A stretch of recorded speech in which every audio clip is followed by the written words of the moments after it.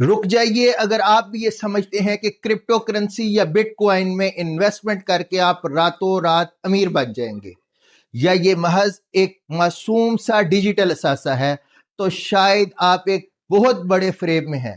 لیکن اس سے بھی بڑا اور سنگین سوال یہ ہے کہ بحیثیت مسلمان کیا یہ کمائی قیامت کے دن آپ کے لیے نجات کا باعث بنے گی، یا خدا نخواستہ یہ سود اور جوئے کی ایک نئی انتہائی جدید ترین شکل ہے۔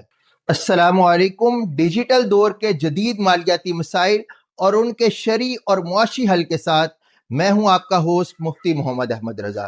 انٹرنیٹ کی دنیا میں اس وقت کرپٹو کرنسی ایک ایسا جادو بن چکی ہے جس نے کروڑوں لوگوں کو اپنی گرفت میں لے رکھا ہے۔ کوئی اسے مستقبل کی کرنسی قرار دے رہا ہے اور کوئی اسے تاریخ کا سب سے بڑا معاشی فراڈ۔ لیکن آج کی اس تفصیلی ویڈیو میں ہم کسی بھی جذباتی گفتگو سے ہٹ کر خالص علمی، معاشی اور بین الاقوامی شریعہ بورڈز کے فقہی اصولوں کی روشنی میں اس کا پوسٹ مارٹم کریں گے۔ ویڈیو کو آخر تک لازمی دیکھیے گا، کیونکہ آج آپ کے سرمایے اور ایمان دونوں کا سچ سامنے آنے والا ہے۔ معزز ناظرین، شریعت کا حکم سمجھنے سے پہلے یہ سمجھنا ضروری ہے کہ یہ سسٹم کیسے کام کرتا ہے۔ عام طور پر جو پیسے ہماری جیب میں ہوتے ہیں، جیسے روپیہ، ڈالر یا ریال، انہیں حکومت اور سینٹرل بینک چھاپتے ہیں۔ ان کے پیچھے ملک کی معیشت، سونا اور قانون کی طاقت ہوتی ہے۔ معاشی اصطلاح میں اسے فیٹ کرنسی کہتے ہیں۔ لیکن بٹ کوائن یا کسی بھی کرپٹو کرنسی کا کوئی فزیکل وجود نہیں، یہ صرف کمپیوٹر کوڈز کی ایک ڈیجیٹل زنجیر ہے جسے بلاک چین ٹیکنالوجی کہا جاتا ہے۔ اسے کوئی حکومت، کوئی ملک یا کوئی مرکزی بینک کنٹرول نہیں کرتا۔ یہ مکمل طور پر ڈی سینٹرلائزڈ یعنی آزاد ہے۔ اب سوال یہ پیدا ہوتا ہے کہ جو چیز ہوا میں ہو، جس کا کوئی جسم نہیں، وہ اتنی مہنگی کیسے ہو گئی؟ تو جناب، اس کی وجہ ڈیمانڈ اینڈ سپلائی کا اندھا قانون ہے۔ یعنی جب خریدار زیادہ ہوں تو قیمت آسمان پر، اور جیسے ہی مارکیٹ میں اعتماد اٹھا، قیمت سیکنڈ میں زمین پر۔ اب آتے ہیں اصل موضوع کی طرف کہ اسلام میں کسی بھی چیز کو کرنسی یا مال تسلیم کرنے کے کچھ انتہائی سخت معاشی اصول ہیں۔ فقہ اسلامی کے مطابق کسی بھی چیز کو ثمن یعنی میڈیم آف ایکسچینج بننے کے لیے دو بنیادی شرائط پورا کرنی ہوتی ہے۔ نمبر ایک، متمول یعنی ویلیویبل، یعنی عام لوگ اسے قیمتی اور افادیت والی چیز سمجھے، جس کا کوئی حقیقی فائدہ ہو اور ضرورت کے وقت اسے ذخیرہ کیا جا سکتا ہو۔ نمبر دو، ثمنیت یعنی میڈیم آف ایکسچینج، یعنی معاشرے اور حکومت میں اسے عام طور پر چیزوں کے خریدنے اور بیچنے کے لیے قبول کیا جاتا ہو، جیسے آپ دکان پر رقم دے کر سامان لیتے ہیں۔ اب خود سوچئے، کیا بٹ کوائن ان شرطوں پر پورا اترتا ہے؟ دنیا کے تمام بڑے مقتدر عالمی ادارے جیسے جامعۃ الازہر مصر اور سعودی عرب کی مستقل کمیٹی کے فقہا نے جب اس کا گہرا جائزہ لیا تو انہوں نے دیکھا کہ دنیا میں 99% عوام کرپٹو کو چیزوں کے خریدنے کے لیے استعمال نہیں کرتے، بلکہ صرف اور صرف اس لیے خریدتے ہیں کہ آج سستا خریدیں گے، کل مہنگا بیچیں گے۔ یعنی یہ کرنسی نہیں بلکہ محض ایک سٹے بازی اور قیاس آرائی کا آلہ بن چکی ہے۔ علماء اکرام اور معاشی ماہرین نے کرپٹو کے موجودہ ڈھانچے پر 3 ایسے ٹھوس اعتراضات اٹھائے جن کا جواب آج تک کوئی کرپٹو کا ماہر پیش نہیں کر سکا۔ نمبر 1، غرر یعنی انسرٹینٹی۔ رسول اللہ صلی اللہ علیہ وآلہ وسلم نے بیع الغرر یعنی ایسی تجارت سے سخت منع فرمایا جس کی حقیقت مبہم ہو اور جس میں دھوکے یا شدید نقصان کا عنصر ہو۔ کرپٹو مارکیٹ اتنی غیر مستحکم ہے کہ رات کو ایک ٹویٹ آتے ہی بٹ کوائن اور اس کی قیمتیں 30 سے 40% گر جاتی ہیں۔ شریعت ایسے اندھے خطرے، بلائنڈ رسک کی اجازت نہیں دیتی، جہاں سرمایہ کار کا پورا مال بغیر کسی حقیقی معاشی وجہ کے ڈوب جائے۔ نمبر 2، قمار یعنی گیمبلنگ۔ کرپٹو ٹریڈنگ کا موجودہ انداز، بالخصوص فیوچر ٹریڈنگ اور لیوریجز کا استعمال، بالکل جوئے کی شکل اختیار کر چکا ہے۔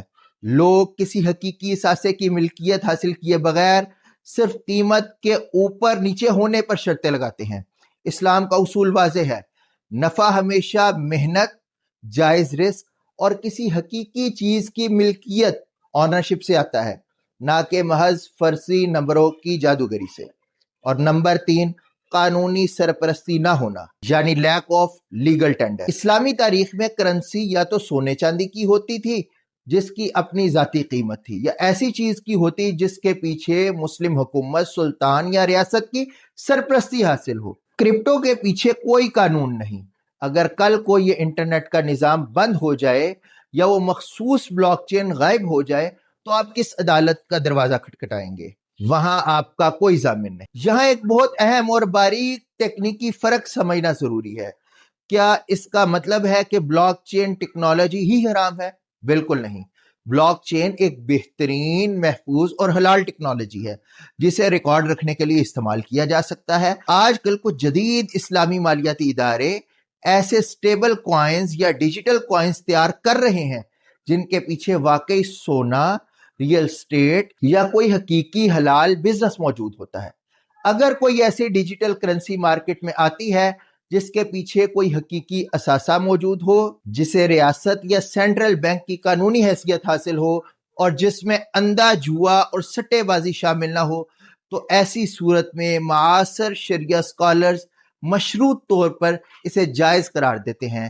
لیکن یاد رکھیں، مروجہ بٹ کوائن، میم کوائنز جیسے ڈوج کوائن اور عام فوریکس طرز کی کرپٹو ٹریڈنگ ان شرائط پر کسی صورت بھی پورا نہیں اترتی۔ تو معزز ناظرین، اس پوری علمی بحث کا خلاصہ یہ ہے کہ پاکستان اور دنیا بھر کے جمہور علماء اور فقہی اکیڈمیز کی تحقیق کے مطابق موجودہ صورتحال میں بٹ کوائن اور عام کرپٹو کرنسی کی ٹریڈنگ سے بچنا واجب ہے، کیونکہ اس میں نفع کم اور دین اور دنیا کا نقصان بہت زیادہ ہے۔ رسول اللہ صلی اللہ علیہ وآلہ وسلم کا فرمان عالی شان ہے کہ حلال بھی واضح ہے اور حرام بھی واضح ہے، ان دونوں کے درمیان کچھ شبہات والی چیزیں ہیں، پس جو ان شبہات سے بچ گیا اس نے اپنے دین اور اپنی عزت کو محفوظ رکھا۔ ہمیں شارٹ کٹ کے چکر میں آ کر چند روز کے عارضی فائدے کے لیے اپنی دنیا اور آخرت کو داؤ پر نہیں لگانا چاہیے۔ اللہ تعالیٰ نے ہمیں محنت، ہنر، فری لانسنگ، ای کامرس اور حقیقی فزیکل بزنس کے بے شمار ایسے حلال راستے دیے ہیں جہاں برکت بھی ہے، قانونی تحفظ بھی ہے اور دل کا سکون بھی۔ آپ کا اس بارے میں کیا خیال ہے؟ کیا آپ نے کبھی کرپٹو مارکیٹ میں اپنا پیسہ لگایا تھا یا ڈبویا تھا؟ کمنٹ سیکشن میں اپنی رائے اور تجربہ لازمی بتائیے گا۔ اگر آپ کو لگتا ہے اس ویڈیو نے آپ کے علم میں اضافہ کیا تو اسے اپنے دوستوں اور بالخصوص نوجوانوں کے ساتھ لازمی شیئر کریں تاکہ وہ اپنے سرمایے اور ایمان دونوں کی حفاظت کر سکیں۔ اگلی ویڈیو میں ہم بات کریں گے کہ پاکستان میں رہتے ہوئے وہ کون سے بہترین اور 100% حلال انویسٹمنٹ کے طریقے ہیں جہاں آپ اپنا پیسہ لگا کر محفوظ اور جائز منافع کما سکتے ہیں۔ تب تک کے لیے اپنے ہوسٹ کو اجازت دیجیے۔ السلام علیکم ورحمۃ اللہ۔